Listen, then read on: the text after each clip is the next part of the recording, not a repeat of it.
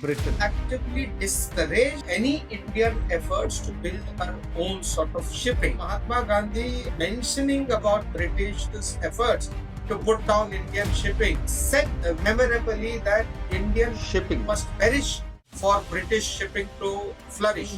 You mentioned this one gentleman called Walchand, Hirachand. You're quite partial to his contributions. You've written and spoken extensively. SS loyalty is one thing, Scindia's steamship navigation. What he also did was to build the HAL in 1940, established the HAL. The Hindustan shipyard in 1941, sweets, Rackport, toffees and chocolates, premier cars, Hindustan Construction Company. So across a range of engineering and other disciplines, he was big. V.O. Chidambaram Pillai, or VOC as he is called, who founded what was known as the Swadeshi steam navigation That's company. right. And he set up a steamer service from Tuticorin to Colombo. And he's popularly called as the Tamil helmsman, a great visionary who was hounded by the British and who had, a rich man who became penurious in the end. There's a strange dichotomy wherein while we contribute 12% of the global seafaring community, our share of global shipbuilding, is less than 1%. That's right. And we don't figure in the top 15 countries that maybe we are 15, 20, 21. And China is huge, leaps and bounds ahead.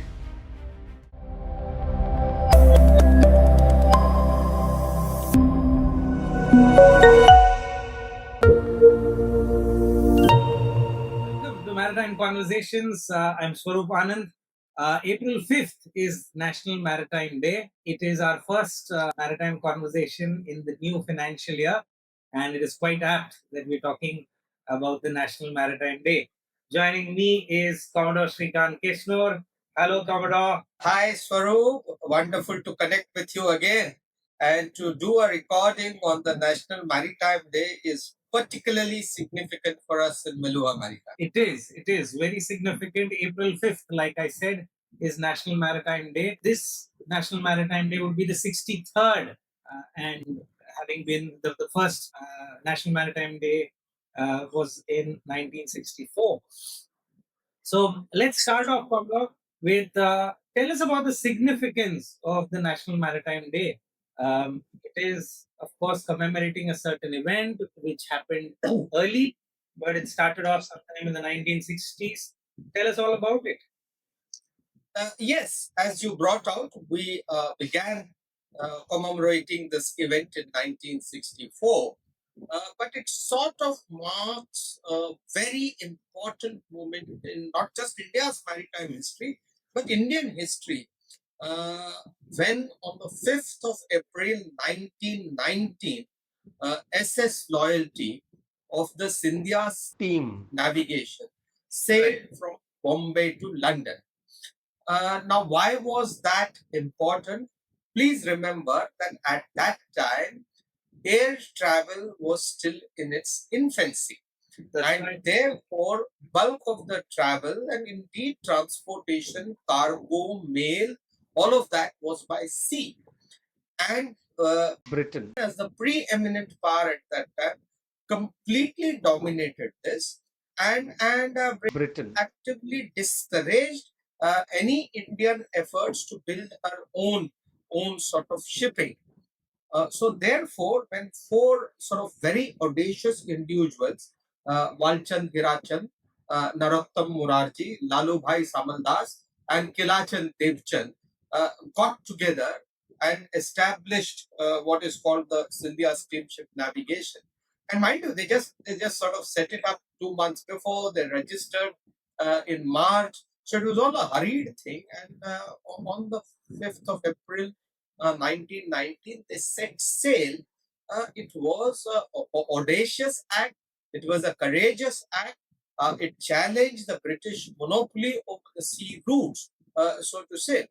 Now, Swaroop, a bit of history here is necessary because between the middle of 19th century and the beginning of the 20th, three important developments One is Team. replacing sail as the means of propulsion, Steel. replacing wood as the material for construction, and the third Right. is the Suez Canal opening in 1859 gave a huge fillip. Some people estimate that there was almost a 500% boost in shipping, in the number of ports that were connected, in the kind of cargo that came to be transported, and all that. So when Britain. monopolized that, she was not just leveraging her position; she was also making profits out of that. You know, so to challenge that, Mahatma Gandhi mentioning about British's efforts to put down Indian shipping said memorably that India Shipping. must perish for British shipping to flourish. So he brought out in some ways the historical context. So when these people sailed, and remember they sailed to London via Marseille, it Right. was a symbolic journey into the very heart of the empire, so to say. Therefore, very courageous, very audacious, and I believe a very, very important day. That, of course, having been said, it marks one moment. The National Maritime Day today celebrates various aspects of our maritime domain, several maritime endeavors, and covers all of the maritime canvas that India has. Got it. So quite historic. Kodar, I have observed in many of your writings, you mentioned this one gentleman called Walchand Hirachand. Um, you're quite partial to his contributions. You've written and spoken extensively. I think it's a good occasion to talk about the man, Walchand Hirachand, Kodar. Yes, of course. I will admit by saying that I'm partial to the gentleman from whatever I have read of that time and that period, and I have written and spoken about him. And today I'm going to refer to the extensive notes that I made on this and a lot of subjects. So because you don't want to go wrong facts and figures and things like Right. that. The point is, I think Walchand Hiraj figures like a colossus. No disrespect to others. I mean, Narottam Morarji in particular was another giant. He passed away in 1929 in rather mysterious circumstances. Now, Walchand Hirachand towers like a colossus, like I said, because he did many things. He was a constructor, he was a builder, he was a visionary. I mean, SS loyalty is one thing, Scindia's Team. navigation. What he also did was to build the HAL in 1940, establish the HAL, the Hindustan shipyard in 1941, sweets, racked about toffees and chocolates, cars, premier cars, Hindustan Construction Company, so across a range of, you know, engineering and other discipline, he was big.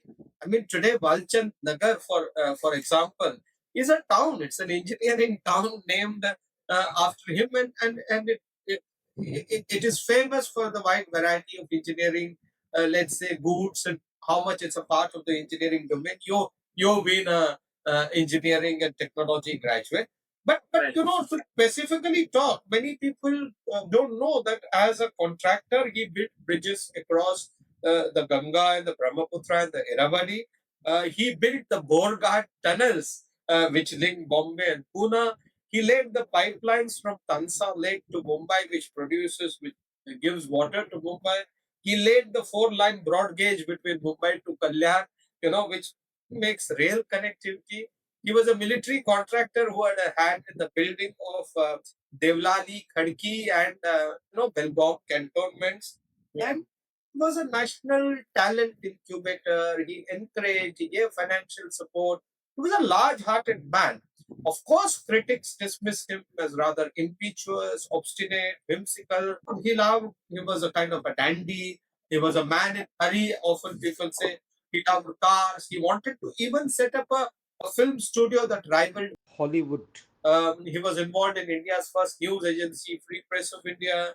He was the president of Bombay, chambers, business chambers. So his interests spawned wide. He was a visionary, and like all visionaries, he probably had his faults. And considering the sort of man he was, I mean, I believe that he should be a recipient of a posthumous Bharat Ratna. But like I said, I'm partial to the person, and I certainly believe that apart from two books written on him, one by G.D. Khanolkar and one by Piramal, Gita Piramal.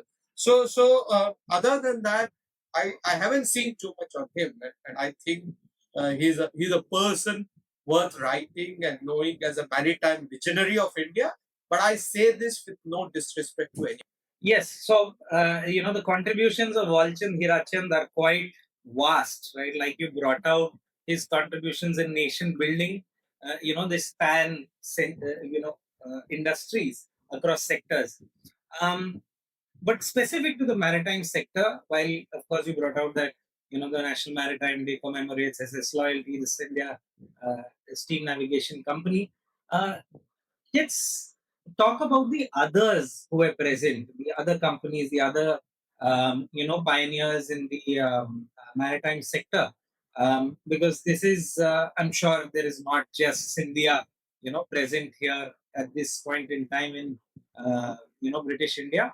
Down south, on either coast, there were other players as well. So let's talk about the others in the who did some really important work as well.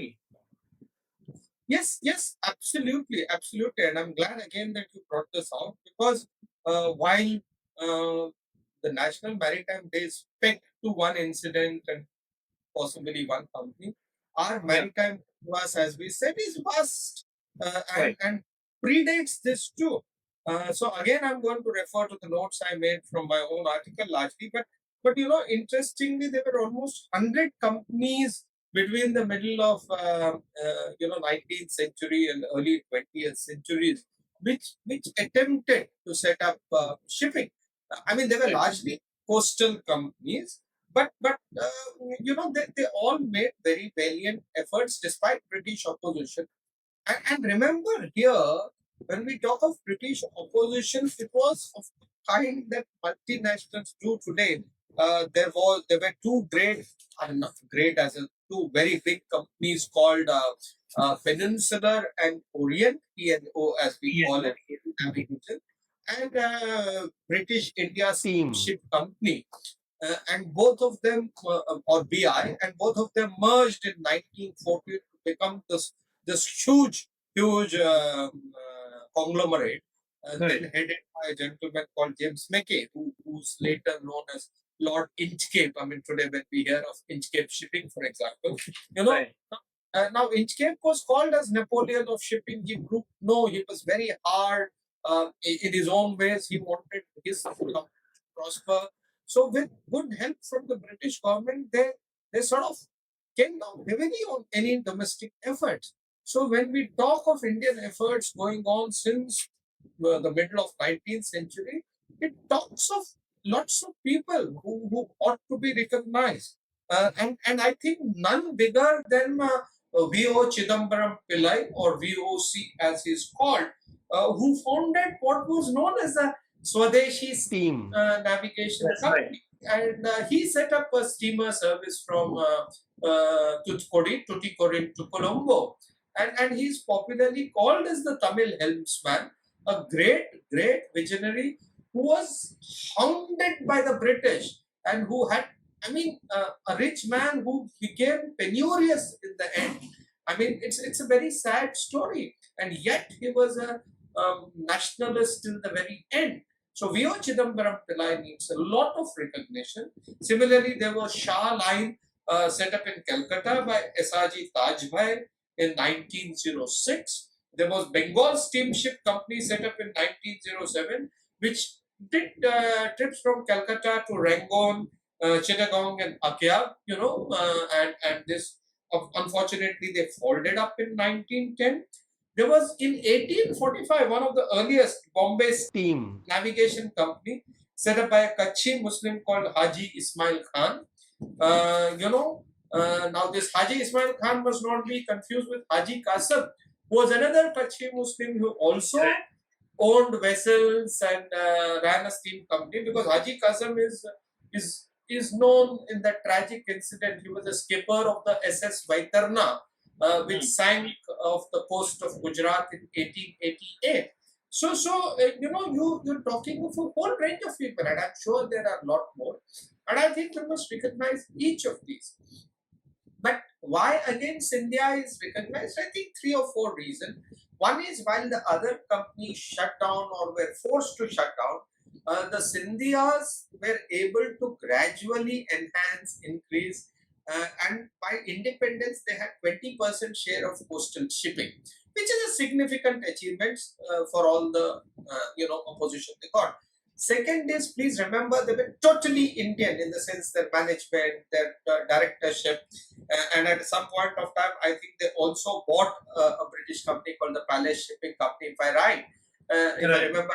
And today we talk of, say, the Tata is buying the Jaguar. So they did some of these audacious things, and they remained an entity for long. So I think these are the reasons. And like I said, they sailed to the very heart of empire by sailing to London. So that attracted more attention.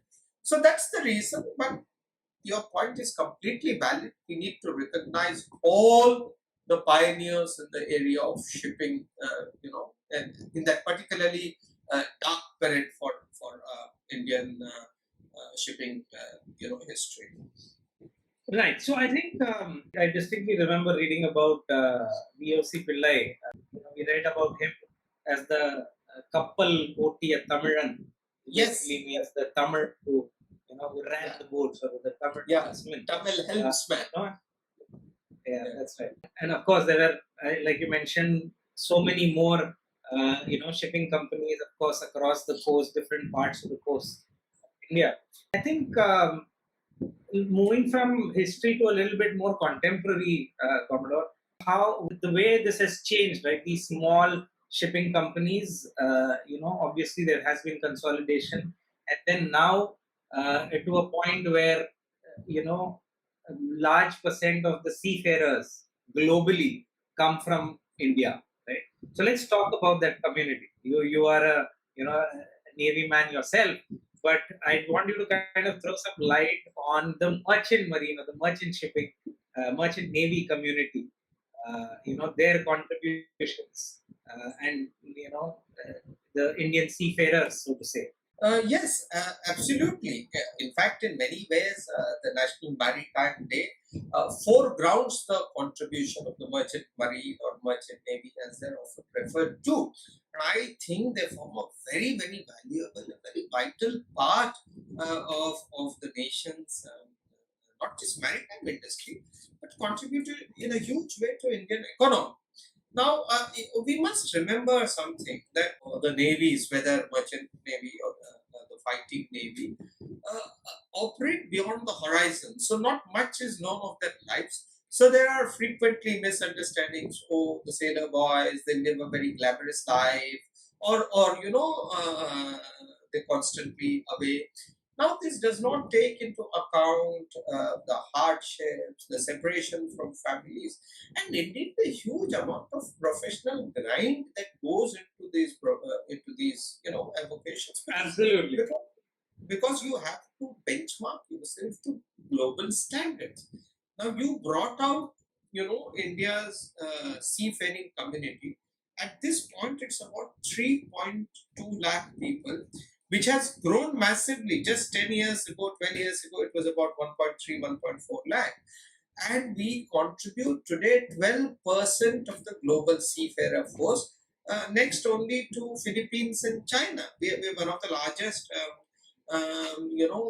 seafaring communities in the world. Which is why often when you see any ship anywhere around the world, Indian foreign flag, it often has Indian crew, and this includes both the officer cadre and those that are called the ratings or people personal below officer rank. So that's a very vital international resource which earns us great equities, and some of that is because of our very good standards of training in as far as merchant marine professions go, or the various crafts that form a part of the profession. Now, look, of course, while in the Navy, you're always sort of aware of what the merchant marine does. You operate in the sea together, but the sea is a different kind of medium.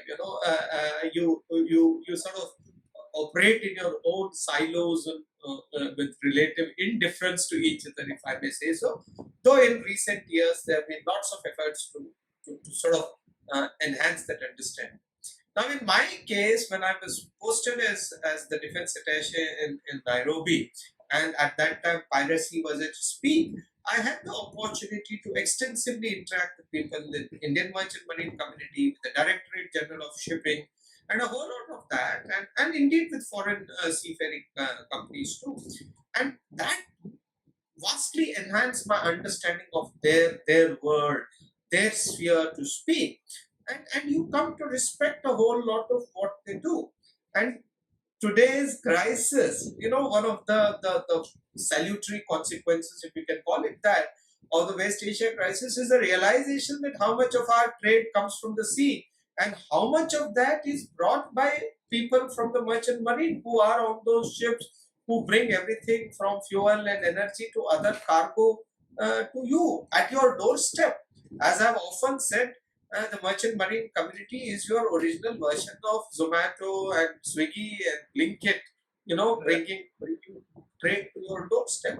So I think we need to recognize that. And of course, the government does a lot, but popular, knowledge or awareness about what they do, there is, while that's a different subject, there's so little literature on that. I mean, take for example that when ships get hijacked and they have, unfortunately, some crew that's Indian, that doesn't attract, for example, as much traction in media as it would attract if an aircraft was hijacked. I mean, in both cases, it's very, very unfortunate if that happened. But I'm just bringing out the differences that they are not aware of their world, and the National Maritime Day is a good day to recognize, celebrate, and commemorate the huge contribution of the merchant marine community to international good. Because remember, many of them are going on international flag vessels to national economy and various endeavors of nation building, so to say. So the National Maritime Day, of course, this is commemorated by the Ministry of Ports, Shipping and Waterways. Tell us, Commodore, what are the initiatives that this government, through this ministry, is taking to kind of, really strengthen the maritime sector? That's question. That's part A, and part B is, I think, a larger question, which is how can the layman, how can the general public, how can the citizens, how do they contribute to, the maritime sector? Look, I mean, of course, it is celebrated by the Ministry of Ports and Shipping because the bulk of the maritime sector operates under them. But I must tell you that the Indian Navy too celebrates National Maritime Day. In fact, our ships are dressed overall. In addition to Navy Day and other national days, all ships are dressed overall on the occasion of National Maritime Day. Often we have talks, seminars, discussions on the importance of National Maritime Day. People are made aware of what this stands for. There are frequently articles written by many people on this occasion. So many people celebrate it, but I think to make a larger point that this also must be celebrated across all maritime endeavors, whether it is the Coast Guard, whether it is the fishing community, whether it is marine biologists, whether it is lighthouse community, whether it's the sailing and yachting community. I think the National Maritime Day should bind us all, and it should act as a catalyst for greater interaction amongst all the seafaring communities, so to say. Now, specifically, I think the government, and I'm not sort of wanting to get one way or the other political about this, but because many of these developments have taken place over the last couple of decades. But specifically, the government has taken many initiatives. One is, I think, at the larger level through articulation of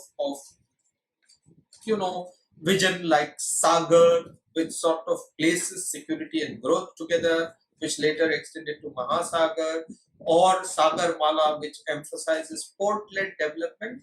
The government first gave a sort of, vision. Then they certainly had plans for the blue economy. There is a national maritime vision of 2047, which builds upon the national maritime vision of 2030. I think again, I'm going to, like I said, refer to notes because there are lots of things that the government has done which needs to be taken note of. The first, I think, of course, a big bang announcement was in last September or October when 70,000 crores was announced by the government as an incentive for financial support for shipbuilding, for domestic manufacturing, for infrastructure in this sector. And I think that's huge. Because when you start doing shipbuilding, please remember that there's a strange dichotomy wherein while we contribute 12% of the global seafaring community, our share of global shipbuilding, is less than 1%. That's right. And we don't figure in the top 15 countries that maybe they are 15 to 20 or 21, and China is huge leaps and bounds ahead. Now we have a vision to enhance that. Our total, if I remember right, we are at about 14 million gross tonnage with 1,552 vessels as of last year, which we want to move to 100 million gross tonnage by 2047, even more. But that requires massive investment.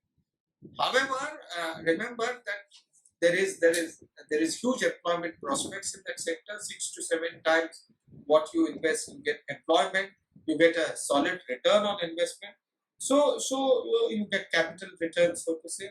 Therefore, there has been this very very encouraging set of steps as far as what the government is intending to do. Again, another fact is that less than Indian flagship carry less than 10%, some 8% of our EXIM trade. The import cargo from other countries. In fact, even as a portion of the postal cargo internal, Indian bottoms are at 60%, less than 60%, somewhere around 59%. So we need a massive fillip as far as domestic shipbuilding is concerned, and I think the government's focus is on that. Its focus is on blue economy, and the National Maritime Vision emphasizes lots of things: inland waterways, coastal shipping, green infrastructure, and green initiatives in shipbuilding, maritime training. So it's something that I think we need to be very very optimistic about. Of course, the vision has to translate into reality. But some other encouraging things are also seen. For example, in the fact that the cruise industry has had a fillip. It has grown in the last few years. There's been an incentive, domestic encouragement for that. Museums, maritime museums, you are aware of the local museum coming up in a huge way. Going to be a very grand sort of, one-stop maritime, heritage complex. There is the one coming up in Lucknow. There are different, in Bombay. There are private initiatives for maritime museums, including the Mumbai Maritime Museum Society, which is planning a maritime India. So public-private partnership, governments. These are, of course, would always be note saying that many of these need to be translated into reality, and we have to await that.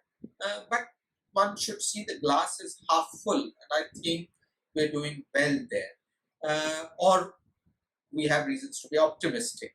On the other hand, what the people should do for maritime awareness, for maritime consciousness, I think we need to have a separate chat on that. We'll need a full episode for that.